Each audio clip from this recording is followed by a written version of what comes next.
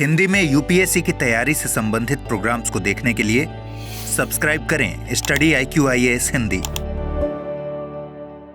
नमस्कार, बहुत बहुत स्वागत है आप सभी का स्टडी IQ-IAS हिंदी में। मेरा नाम है अतुल जैन। सन 2000 में दिसंबर के महीने में भारत में दिल्ली में लाल किले पर एक आतंकवादी हमला हुआ था। मुझे अभी तक उसकी यादें हैं क्योंकि मैं भाई उस समय अखबार पढ़ता था, देखता था। तो उस समय भारत और पाकिस्तान के बीच एक शांति प्रक्रिया चलाने की कोशिश की जा रही थी। मतलब प्रधानमंत्री अटल बिहारी वाजपेयी जो हैं वो पाकिस्तान के साथ एक शांति वार्ता करने के बहुत पक्ष में थे और बहुत ज्यादा शांति के प्रयास किए जा रहे थे।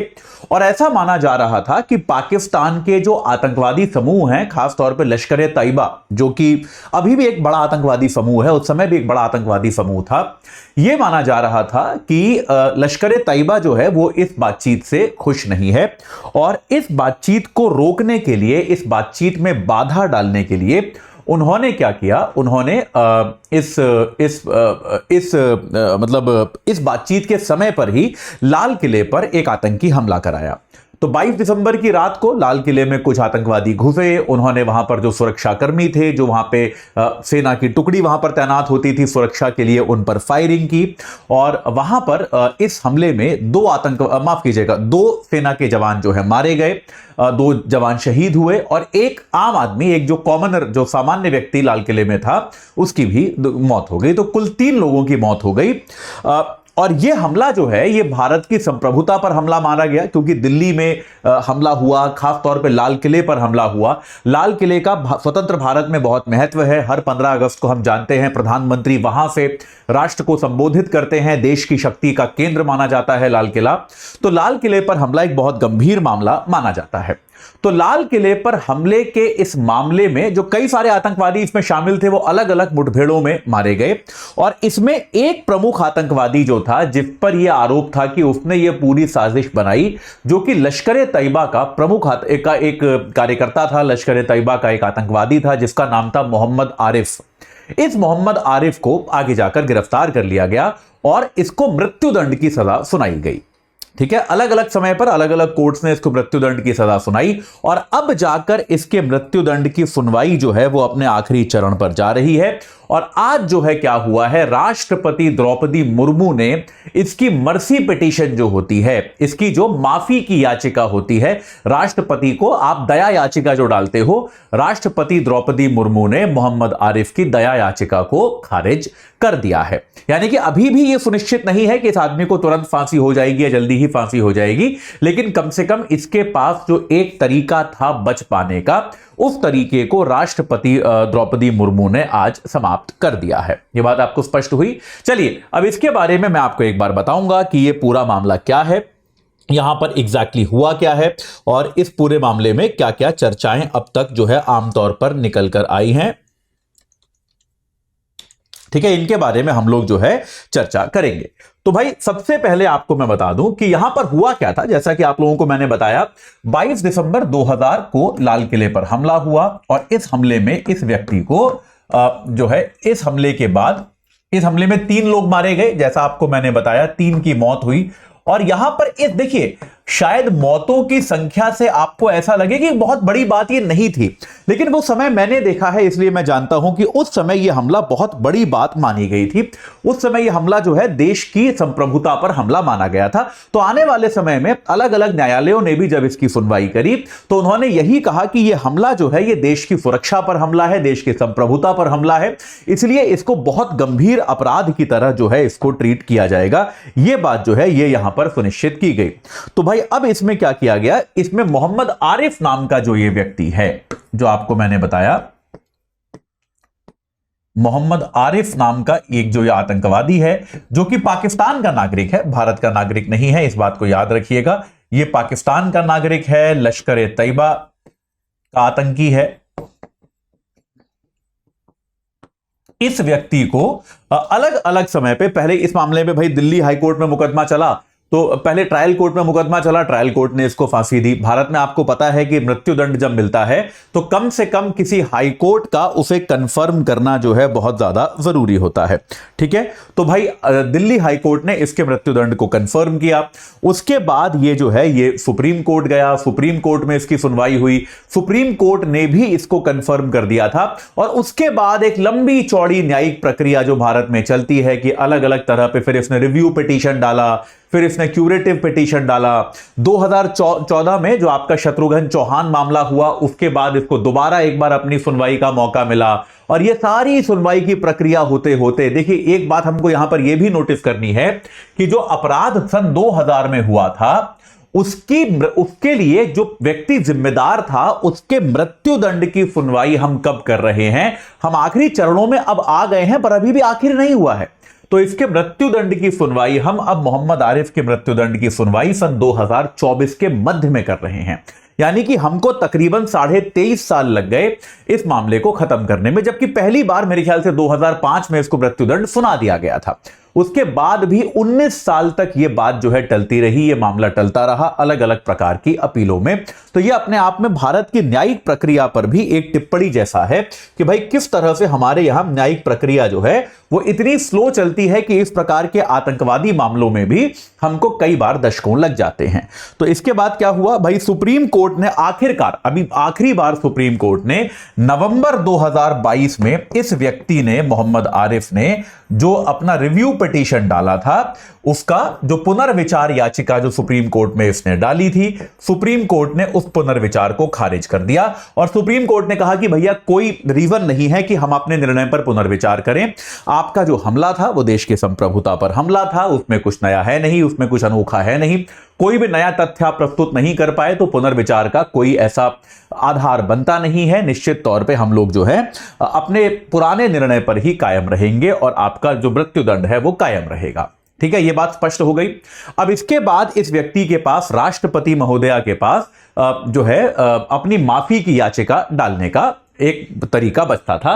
अब राष्ट्रपति की पार्डनिंग पावर जो होती है, क्षमा करने की शक्ति, याद रखिए भारत के संविधान का अनुच्छेद 72 जो होता है, भारत के संविधान का अनुच्छेद 72 और अनुच्छेद 161, अनुच्छेद 72 होता है राष्ट्रपति के लिए और अनुच्छेद 161 होता है राज्यपाल के लिए।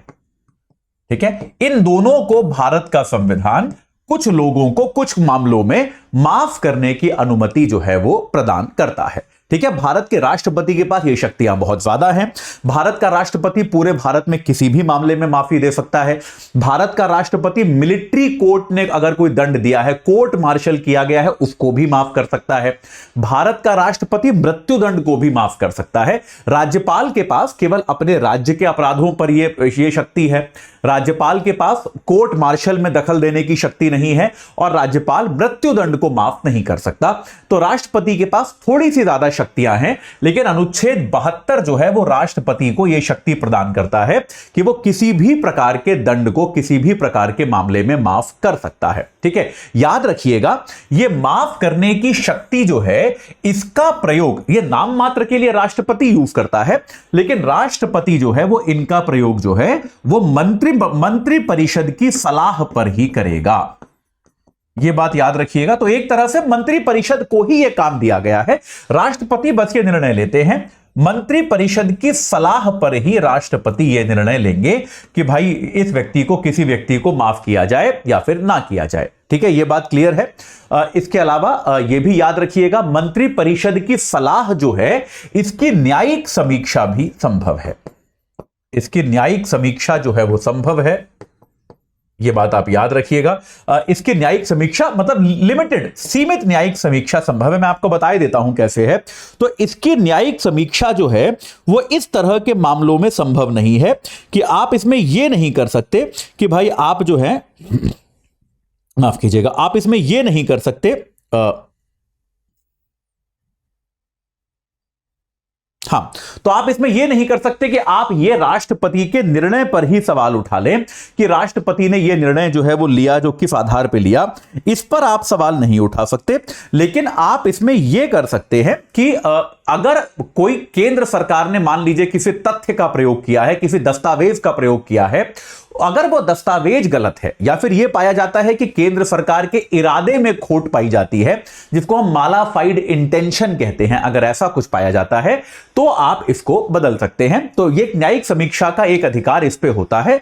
तो इसके आधार पे जो है राष्ट्रपति निर्णय ले सकते हैं कि किसी व्यक्ति को माफ करना है या फिर नहीं करना। तो राष्ट्रपति द्रौपदी मुर्मू ने अनुच्छेद 72 के तहत अपनी शक्तियों का प्रयोग किया और उन्होंने यह निर्णय लिया कि इस व्यक्ति को माफ नहीं किया जाएगा। याद रखिएगा, ठीक है, ये इन्होंने एक जो है निर्णय लिया कि इस व्यक्ति को माफ नहीं किया जाएगा। यहां पर यह याद रखिएगा कि कोई जरूरी नहीं है, जैसे शुरू में जब संविधान बना था तब यह चर्चा हुई थी, कई बार राष्ट्रपति यह कहते थे भाई कोर्ट के निर्णय के खिलाफ हम नहीं जाना चाहते, तो सुप्रीम कोर्ट ने खुद ने ही यह क्लैरिफाई किया कि माफी की शक्ति में आप कोर्ट के निर्णय के खिलाफ जा सकते हैं, क्योंकि ऑब्वियसली कोर्ट के निर्णय के बाद ही माफी की शक्ति आती है, तो आप माफ कर सकते हैं। लेकिन यहां पर राष्ट्रपति मुर्मू ने केंद्रीय मंत्रिपरिषद की सलाह पर यह निर्णय लिया है कि ये जो है इसको माफ नहीं करेंगी। ये जो है इस पूरी प्रक्रिया में इन्होंने इस व्यक्ति को माफी देने से इनकार कर दिया है। यानी कि यह व्यक्ति जो है एक तरह से अगर देखा जाए तो अब अपने मृत्युदंड के आखिरी चरण पे आ चुका है। लेकिन अभी इसके पास एक और रिप्रीव बचा है, एक और तरीका बचा है। और वो तरीका क्या बचा है? वो तरीका बचा है कि शत्रुघ्न चौहान मामले में 2014 में सुप्रीम कोर्ट ने एक निर्णय दिया था।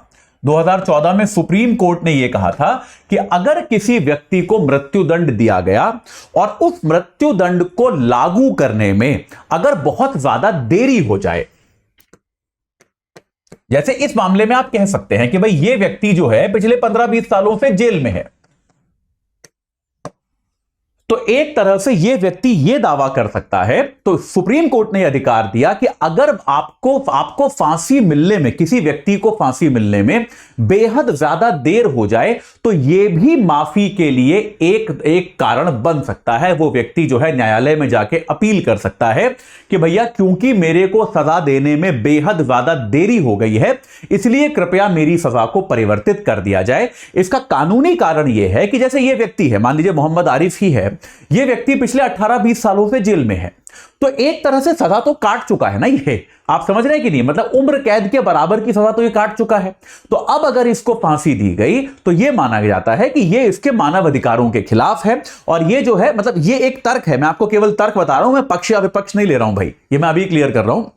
तो सुप्रीम कोर्ट की रीजनिंग है ये, शत्रुघ्न चौहान मामले में सुप्रीम कोर्ट की यह रीजनिंग रही है कि आप अगर किसी मामले में बेहद ज्यादा देरी हो जाती है तो उस व्यक्ति को एक बार और अपील करने का अधिकार होगा देरी के आधार पे। तो निश्चित तौर पे मोहम्मद आरिफ जो है अभी, क्योंकि इसके मामले में भी बहुत ज्यादा देरी हो गई है, तो इस बात की पर्याप्त संभावना है कि देरी का आधार बनाकर यह व्यक्ति अभी सुप्रीम कोर्ट में एक बार फिर अपील करेगा और न्यायालय से आग्रह करेगा कि उसके मृत्युदंड को किसी उम्र कैद या किसी अन्य प्रकार की सजा में परिवर्तित किया जाए।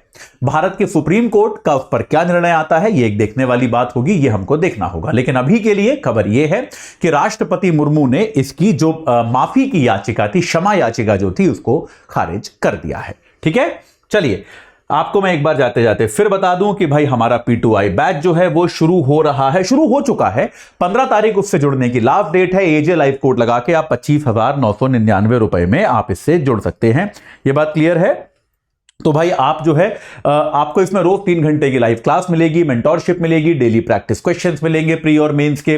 आपको जो है इसमें आपके मेंस वाले क्वेश्चंस जो हैं वो डेली चेक होंगे, प्री मेंस की टेस्ट सीरीज मिलेगी और साथ के साथ आपको 18 किताबें आपके घर पे मिलेंगी। अगर आप प्री क्वालिफाई करते हैं तो मेंस की तैयारी के लिए आपको हम दिल्ली बुलाएंगे। आपका रहना, खाना, पढ़ना सब कुछ जो है वो इसी खर्चे में समावेशित होगा। तो आज ही आप एजे लाइव कोड लगा के इस बैच से जुड़ जाइए और अपनी तैयारी को एक सही आकार प्रदान कीजिए। इस चर्चा से जुड़ने के लिए आप सभी का बहुत बहुत धन्यवाद।